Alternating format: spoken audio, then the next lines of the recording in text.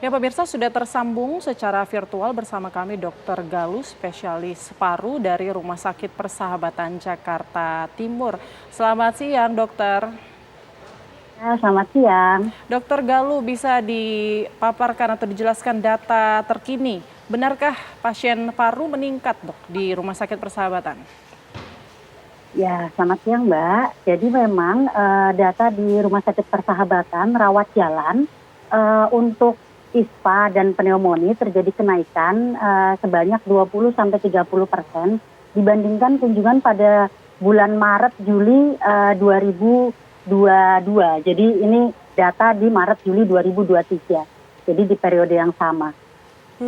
Dok, kalau misalnya kita bisa tahu juga Bu, Dok, informasinya apa sebenarnya penyebab dari peningkatan yang cukup signifikan ya hingga 30% begitu?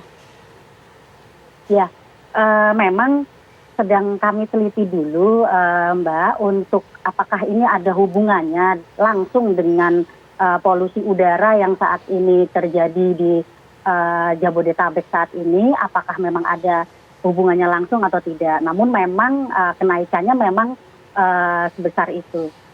Iya, untuk klasifikasi usianya dok yang mengalami peningkatan tadi 30% itu kalangan seperti apa? Dewasa, anak-anak? Kalau ini di kalangan yang dewasa ya, kalau ini untuk data di kalangan dewasa. Dok, kalau tadi dokter katakan bahwa mungkin penyebabnya masih terus diuji begitu dicari. Tapi kan kita harus berjaga-jaga juga ya dok, karena kita tahu polusi ini sedang tinggi apalagi di DKI Jakarta. Mungkin antisipasi apa yang bisa dokter rekomendasikan untuk masyarakat yang masih tetap bekerja di luar ataupun baik di ruangan seperti apa dok? Ya, memang ini untuk mencegahnya, mencegah ISPA ya akibat polusi udara, apalagi pada orang-orang yang masih harus bekerja di luar ruangan ya, memang harus menjaga imunitas atau kekebalan tubuh itu paling penting. Kemudian asupan makan juga dijaga dengan nutrisi yang seimbang, kemudian pola tidur yang teratur, cukup minum atau cukup hidrasi, kemudian minum vitamin, dan yang paling penting itu adalah berhenti merokok dan juga vape ya. Kemudian memang jika kita bisa melakukan monitor level kualitas udara. Jadi saat ini sudah tersedia di gadget kita masing-masing ya kualitas udara di luar ruangan, di luar ruangan itu seperti apa. Jadi kalau misalkan memang kualitas udaranya buruk, lebih baik kita tidak aktivitas di luar ruangan dulu dan disarankan untuk menggunakan masker dengan filtrasi yang 95% begitu. Baik. Dokter Galuh, kita juga penasaran sebenarnya polusi udara ini seberapa besar sih dampaknya terhadap kesehatan kita? Maksudnya untuk jangka pendeknya, untuk jangka panjangnya seperti apa gitu? Ya, kalau untuk jangka pendek itu memang kita sebutnya akut ya.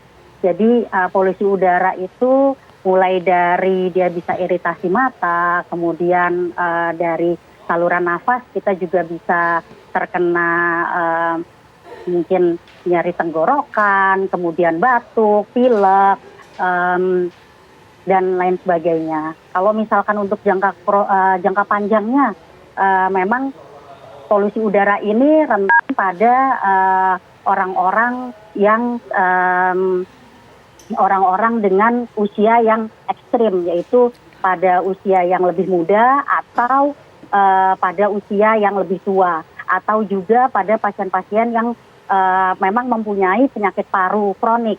Contohnya adalah pasien dengan PPOK, kemudian pasien asma, itu memang sangat berisiko terhadap paparan terhadap polusi udara, apalagi yang saat ini sedang jelek sekali. Gitu. Oke, dok, mungkin ini terakhir, bagaimana jika seseorang ini sudah terkena gejala-gejala yang mungkin masih bisa dikatakan ringan untuk kami masyarakat awam begitu seperti tenggorokan yang terasa sakit, itu mungkin apa yang bisa masyarakat perbuat dok untuk diri sendiri?